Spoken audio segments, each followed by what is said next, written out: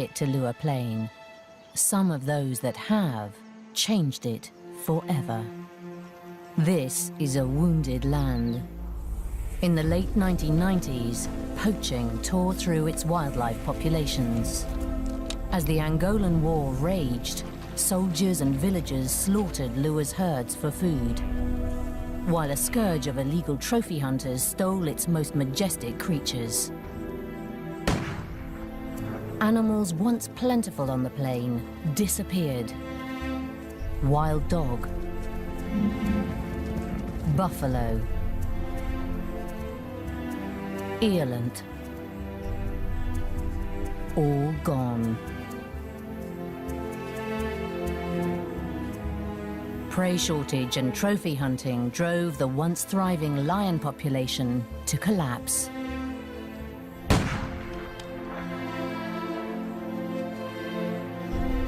Today, the last of Lua's lions stare out of glass eyes as they decorate the homes of trophy hunters worldwide.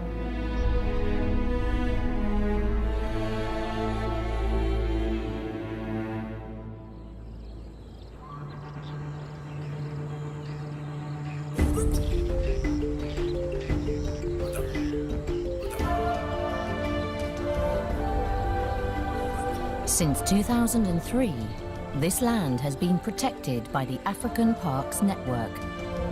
The poaching has all but ceased, and its wildlife populations have begun to recover. The wildebeest herds are slowly swelling to their former glory, and many species have been translocated back onto the plain.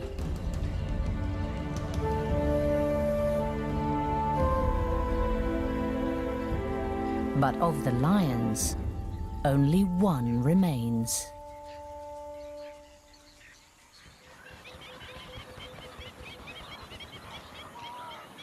Surprisingly, she's in peak condition.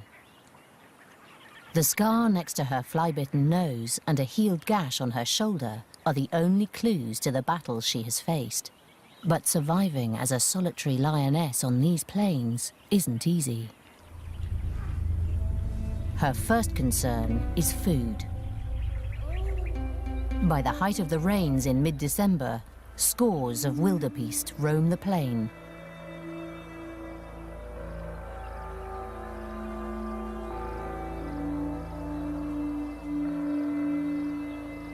In the dense grasslands, Lady is all but invisible.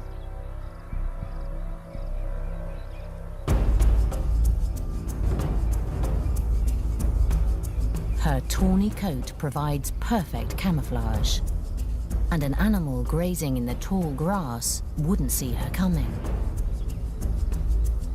But wildebeest prefer short grass.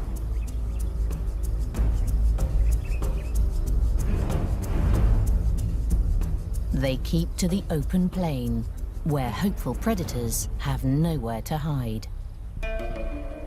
Usually, lions hunt in teams that can surround prey and drive it into an ambush.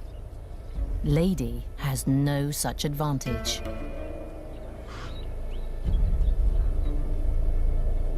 She must stalk her prey alone, in plain sight.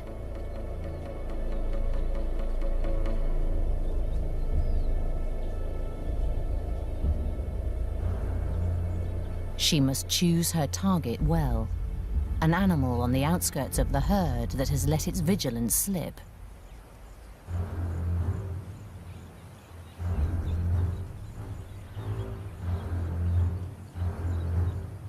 Wildebeest warn each other of danger, so she must approach unseen by the entire herd. Just one glance in her direction, one snort of alarm, will ruin the hunt.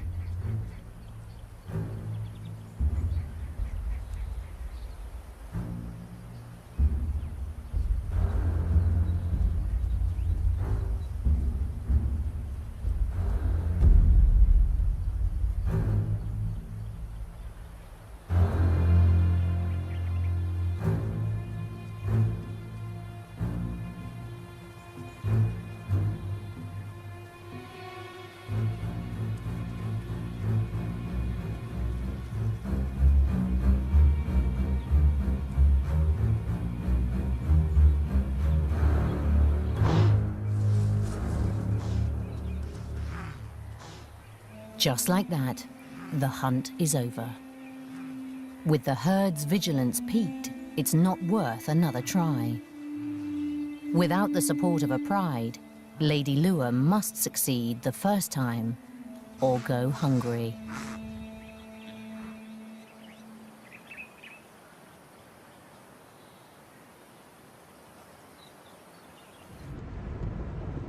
In 2005, a South African cameraman named Herbert Brouwer came to Lure to film spotted hyenas. By that time, Lady Lure had been alone for at least 2 years. Back then she was a myth, literally a whisper about this mysterious lion that roams the plains. She'd been rarely seen, and if then only at a distance.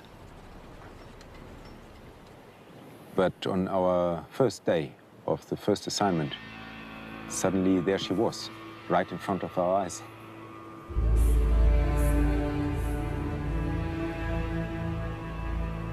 Herbert is one of the very first outsiders to see her and confirm that she is alive and healthy. It's early November, the start of the wet season, and a fearsome storm approaches. Lady Lure will use it to her advantage.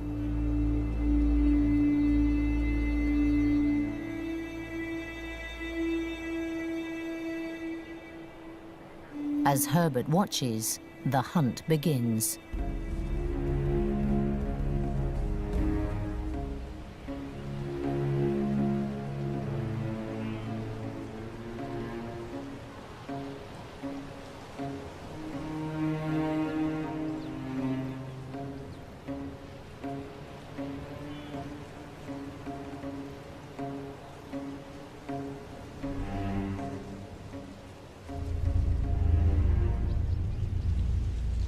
The new calves make perfect targets. Lady Lure eats alone. She doesn't need a big kill.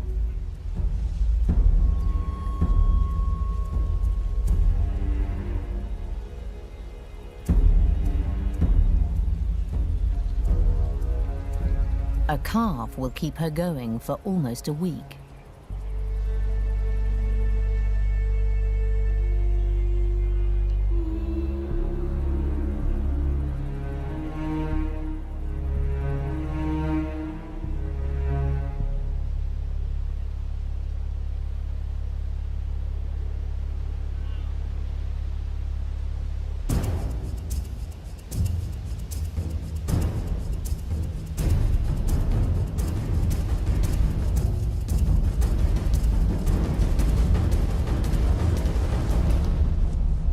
It's an extraordinary long-distance sprint for a lioness.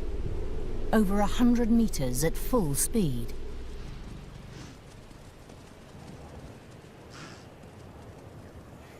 I was amazed not only how fast, but also how far she ran.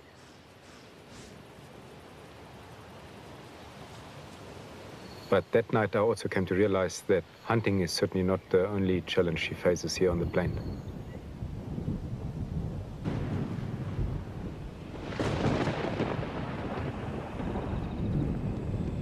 Lady Lure is the only lioness here, but she's not the only predator.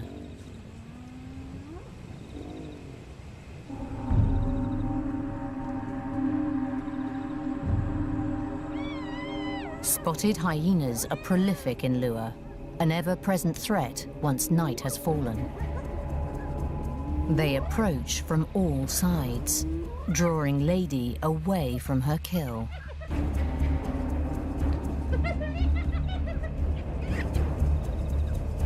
It's a cunning diversion. And an easy steal.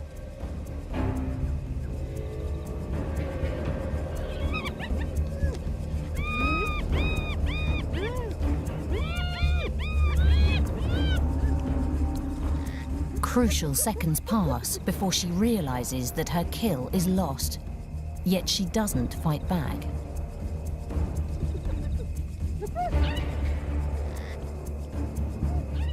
Her small, half-eaten carcass is not worth a fight with half a dozen hyenas.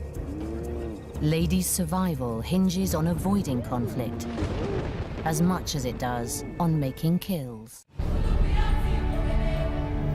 In the months following the first sighting, Herbert keeps a constant vigil for Lady on his filming expeditions.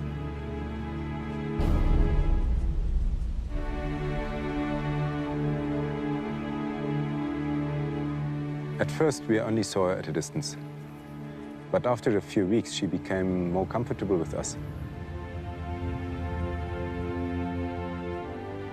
Sometimes she even seemed to be excited to see us and left whatever she was busy with and came towards us.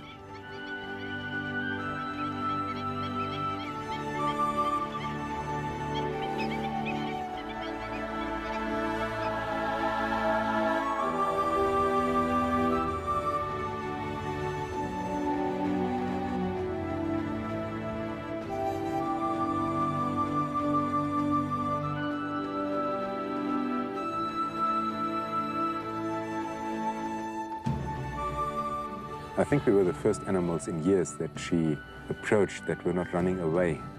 And she slowly tested the waters to actually see how far she could trust us.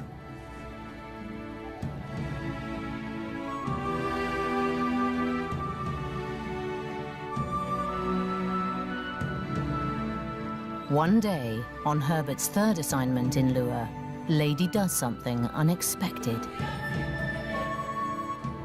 She came towards our vehicle, and when she was really close, just a few meters away, she rolled over, almost as if she wanted to show that she trusted us.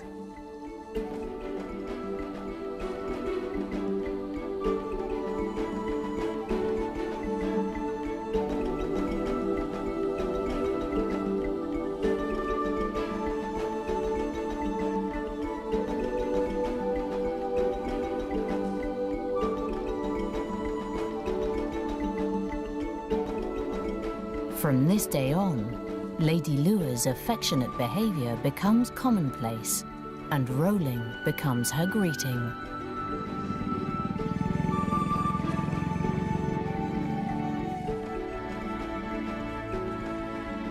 We knew she recognized us and that she somehow started bonding with us. Otherwise, she would not come and do it so often.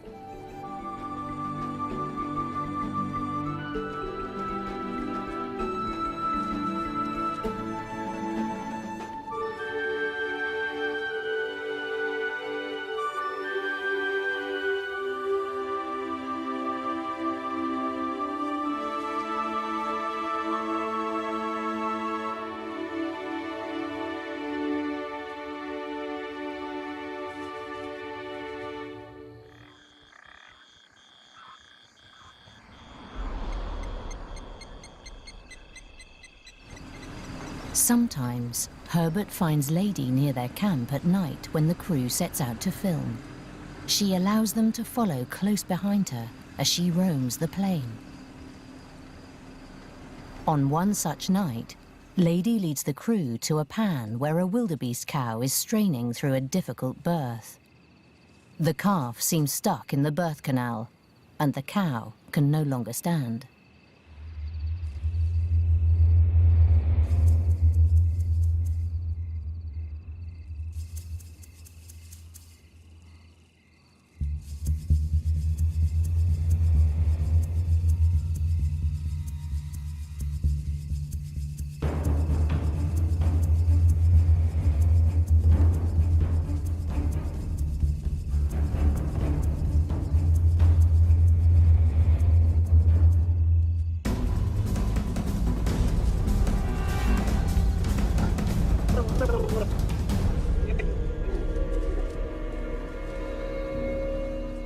It's over in seconds, an almost merciful end for the struggling mother.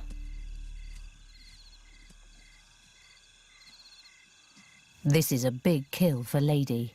It will feed her for days.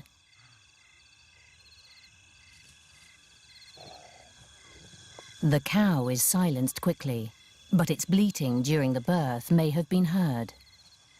Lady tries to drag the heavy pregnant carcass into the cover of taller grass. But it's too late. She's been discovered.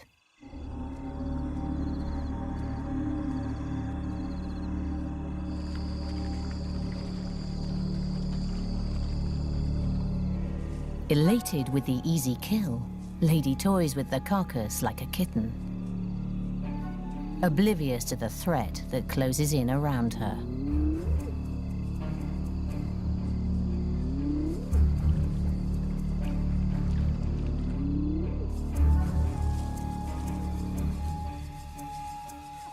By the time she hears them, she is surrounded.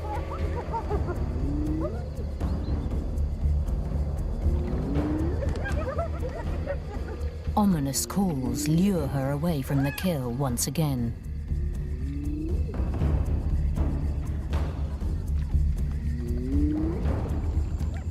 As she wades out to meet the challenge, the hyenas seize their opportunity. Coming in from all sides, the thieving horde makes off with the carcass and tears it apart in true hyena style. But Lady will not be defeated so easily.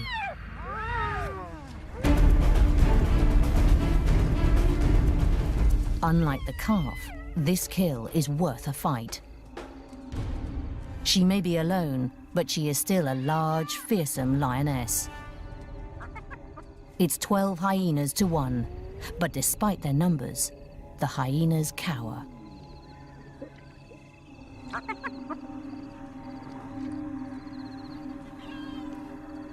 She eats alone on the carcass, as a dozen hungry eyes watch and wait in the shadows.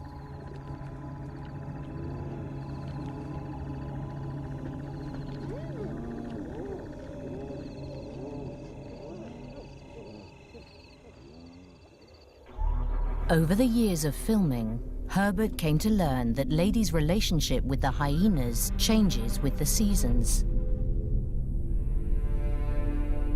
By August, the grasslands are tinder dry and the pans parched and cracked. All life strains against the drought. The wildebeest herds head for greener pastures up north, leaving only a few tough bulls for prey. In these sparse times, every scrap counts. For many predators, scavenging becomes a necessary part of life. Lady will steal the hyena's kills as often as they steal hers. In the dry season, they are mortal enemies, and Lady fights for every carcass.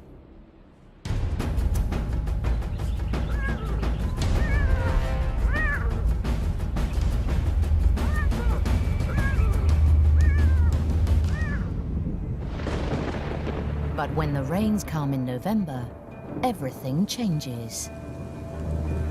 Weeks of unrelenting downpours drench the landscape. Lured by the lush new vegetation, the wildebeest herds flood back onto the plains in a migration second only to the Serengeti.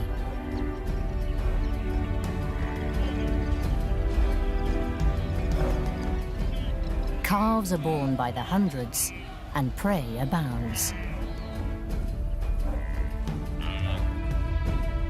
Lady thrives in the wet season, killing so often that hunting becomes more a sport than a necessity.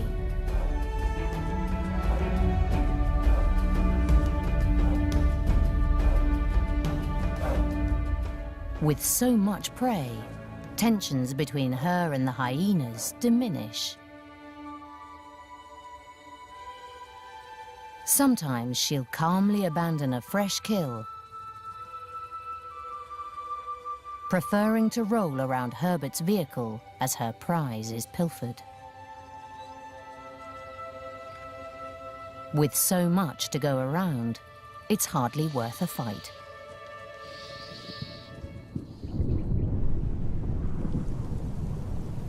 But by January, things change once again.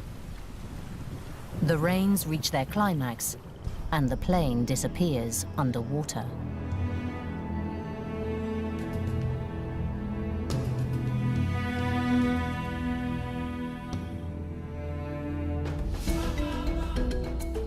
Lure becomes largely inaccessible, and how Lady hunts in the flood is a mystery.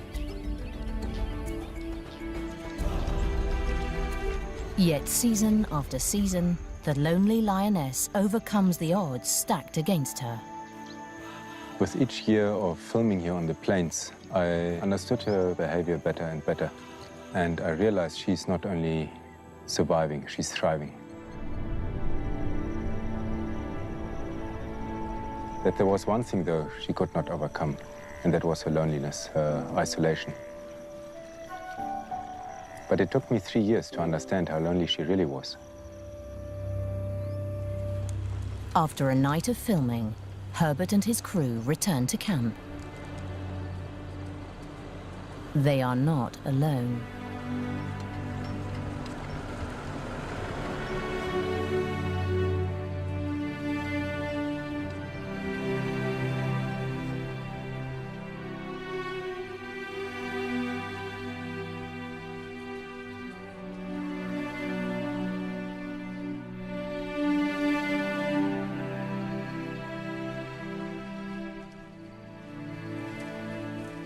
As Herbert walks through camp in the dark, he hears a movement in the trees.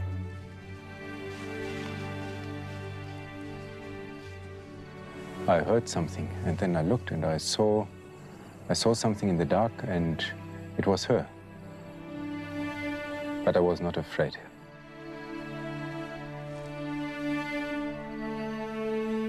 I knew somehow that she was not there to do us any harm, or that she did not come to hunt.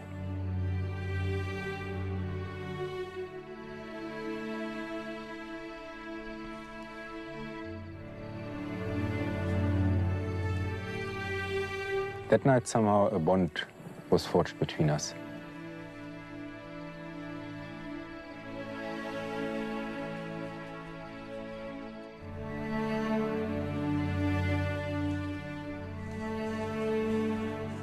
Since then, she's come into camp every other night.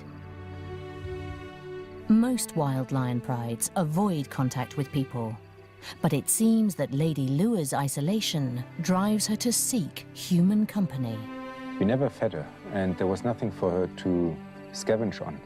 So there was no other reason for her to visit us other than for companionship. It is amazing to think that a completely wild animal that has been harassed and her pride been massacred by us trusts us and somehow makes that move. Just absolutely amazing.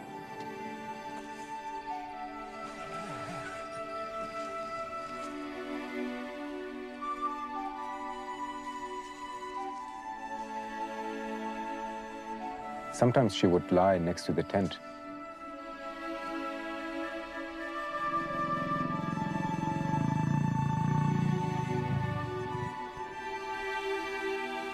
I would fall asleep and listen to her purr.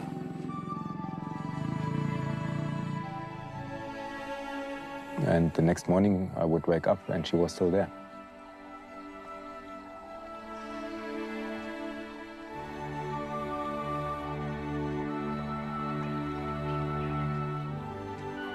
It was really amazing to experience this mutual trust with a completely wild predator that had only bad experience with human beings.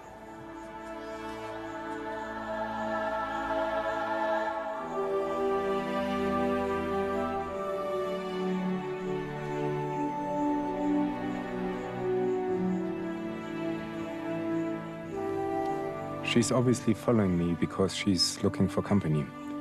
She's alone.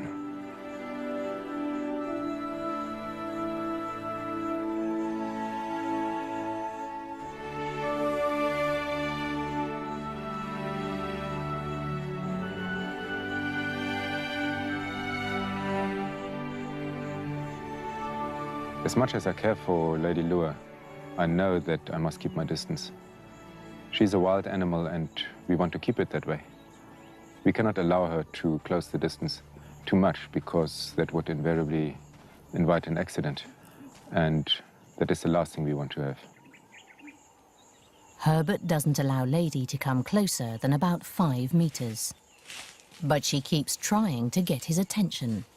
I knew something had to change when she started changing her behavior. She scratched the trees.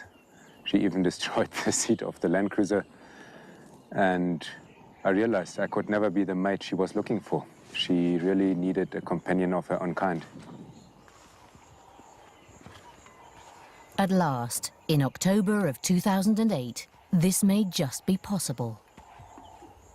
Herbert is not the only one who's been following Lady Lure's plight. Craig Reed of African Parks manages Lure Plain National Park, and for the last 2 years, he's been hatching a plan to bring lions back to Lure.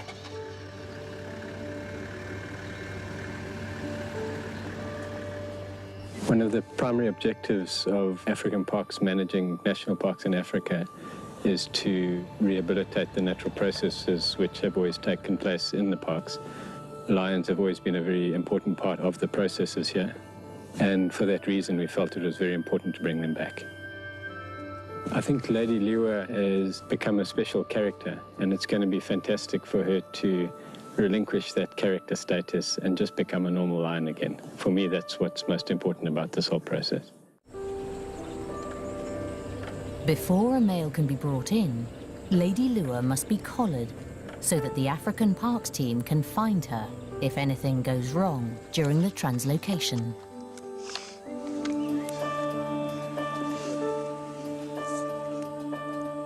Despite vet Ian Parsons' special care, sedation can be a traumatic experience for any wild animal.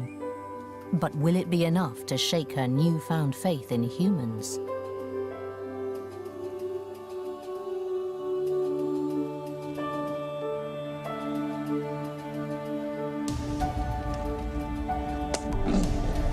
The shot is perfect. The team must move quickly.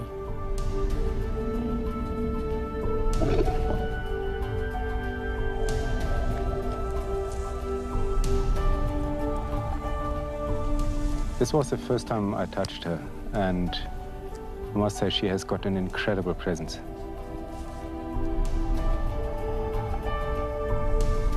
But I keep wondering how she will react to the whole process.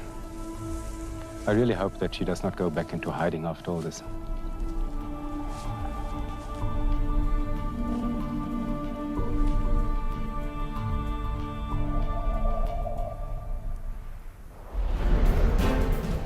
With Lady collared, the 450-kilometer journey to Kafue to find an eligible male begins.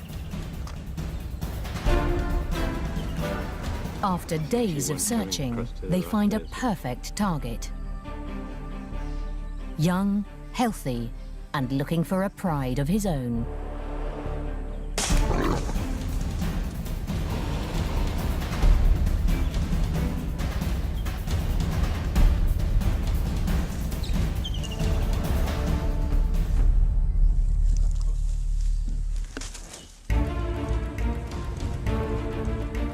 The team are elated, but getting the male to Lure won't be easy. It's the dry season, and the long road back is riddled with pitfalls.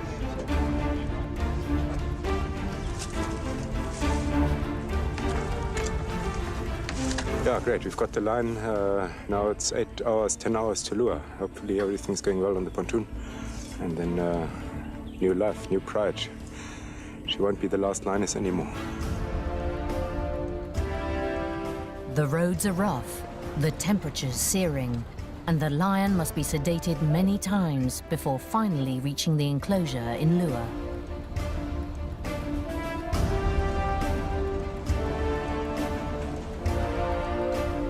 After 11 long hours, they arrive at last.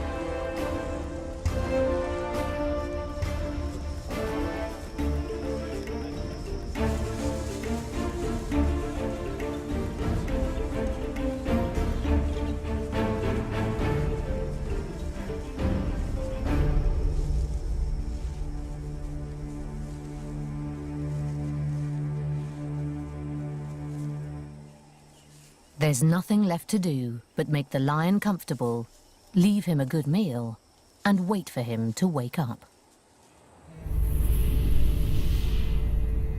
But something goes wrong. The lion panics as he comes around and must be sedated again.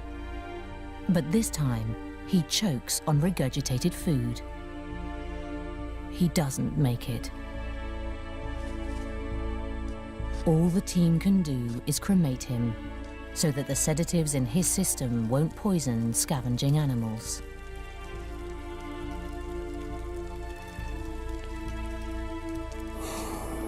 This is very disappointing. This is my lion who was going to be the beginning of a new pride for the lady. All gone. I don't even know whether she's accepted that collar and how she will react to us humans, to me.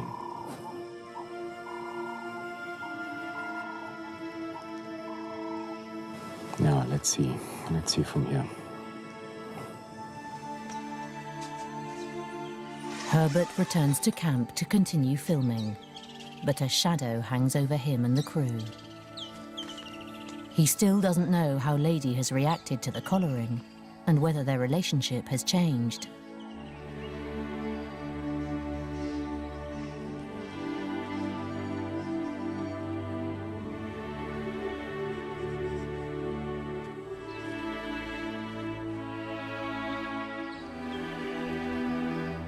She is waiting for him, as trusting as ever.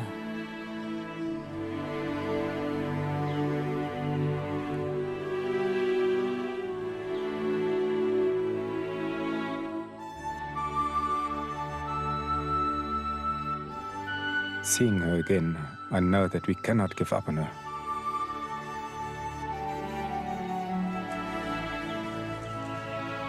African Parks is already planning a second translocation, learning from the first failed attempt.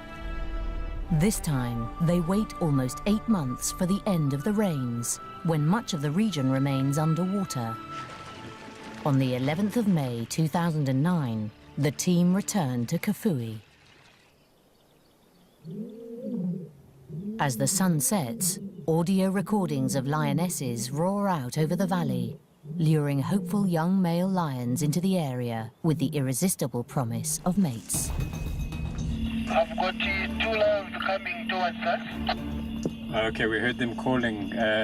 2 males, confirmed. This time, the team look for a coalition, 2 brothers who can support each other through the translocation process.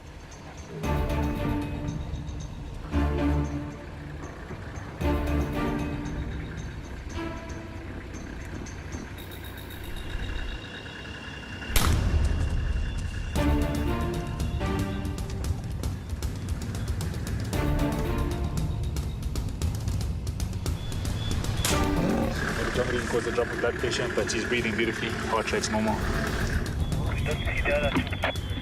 Okay, yeah, that's no problem. We'll keep an eye out on this, huh?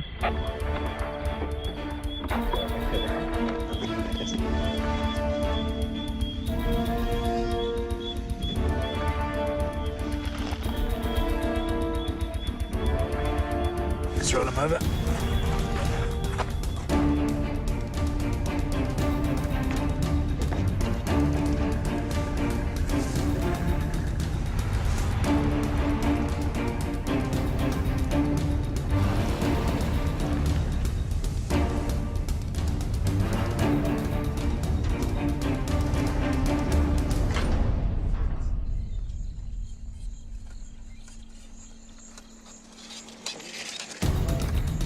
At dawn, the journey to Lua begins.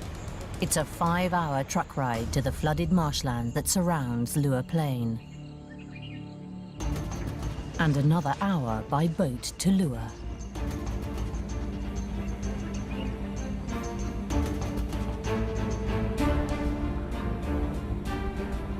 Crossing the marshes halves the journey.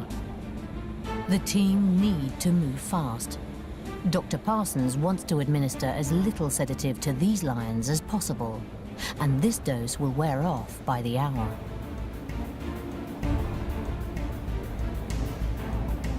There's another advantage to the wet season. Lions have a strong homing instinct, but the high water should keep them locked in lure for long enough to settle into a new territory.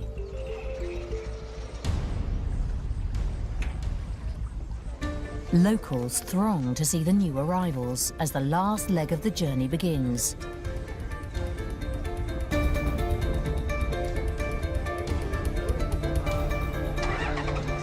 An hour-long race across Lure Plain to the enclosure.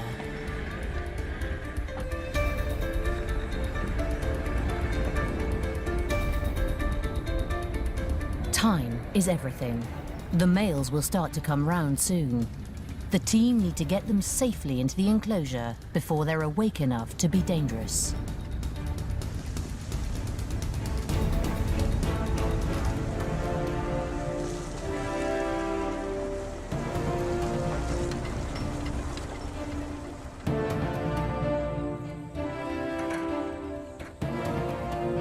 Before the lions are released, one male needs to be collared so that the coalition's movements can be followed and apprehended if they make a break for home.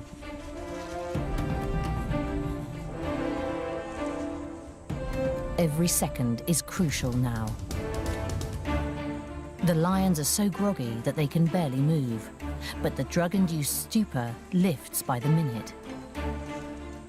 The team move quickly and quietly to cause as little stress to the reviving lions as possible.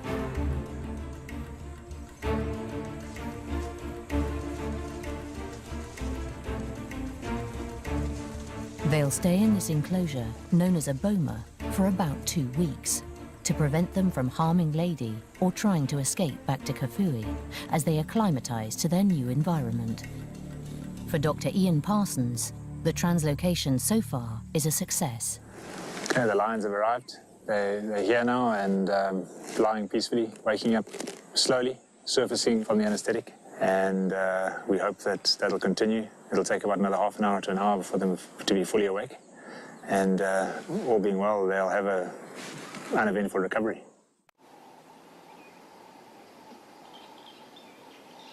The team wait out the last hours at a distance to make sure that the males wake up without complications.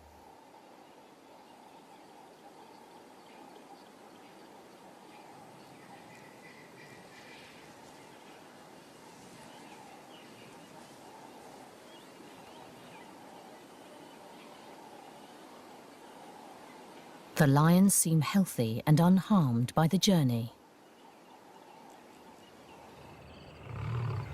But through the night, painful yelps resound from the enclosure. Craig sets out at first light to assess the situation.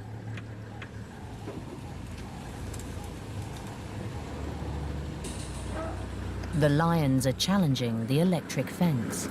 There's the one male lying down there.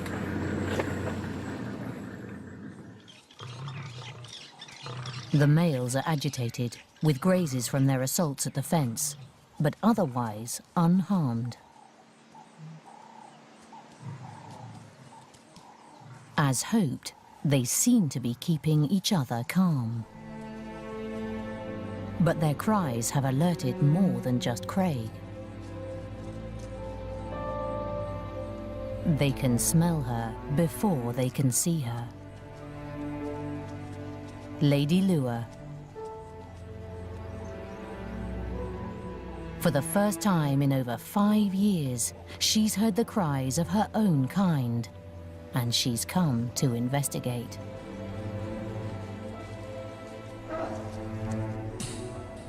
Experience tells the males to be on the defensive.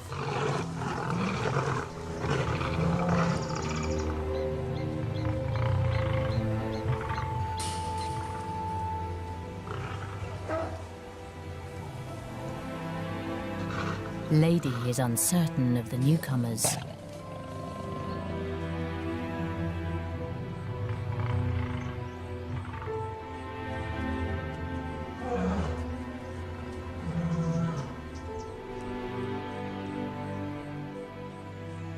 She marks around the enclosure to assert herself. But the tension is short-lived. Over the next 4 days, the lions settle.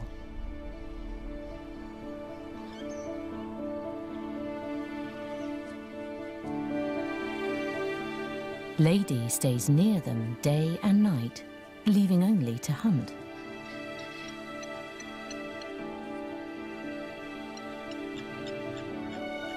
Aggression seems to turn to curiosity, fear to security.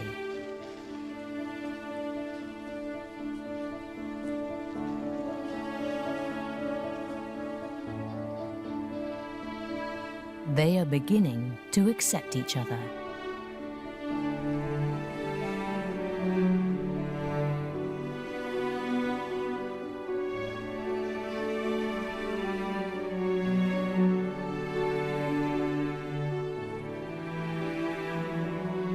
Everything seems to be going perfectly according to plan. Until, on the 5th day, Herbert and his crew make a shocking discovery. When they arrive at the enclosure, the lions are nowhere to be seen. So Timo, just have a look here. Herbert's tracker, Jacob Tembo, discovers something far more disturbing.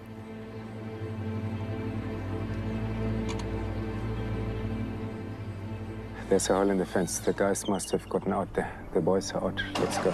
Let's go. Let's get out of here and let's have a look. Let's just go around and see whether we can maybe telemetry them or find them.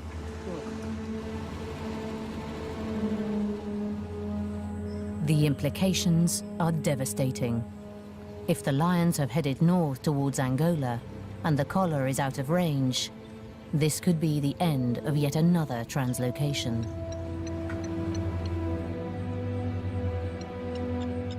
But it's not.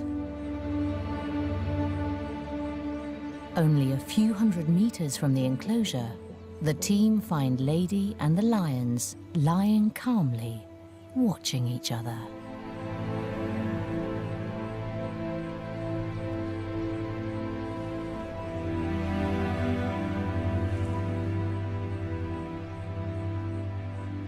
Lady begins to roll.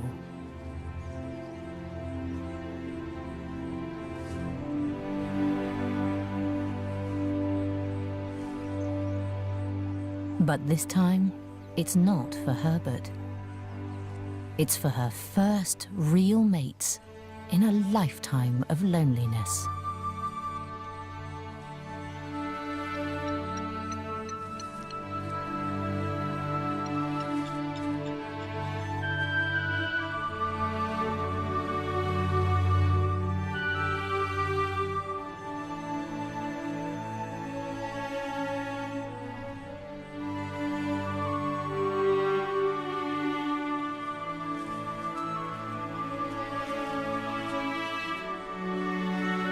Whether the males will accept Lady Lua, mate with her, and form a new pride, whether Lady will raise cubs of a new generation of lions in Lua, only time will tell.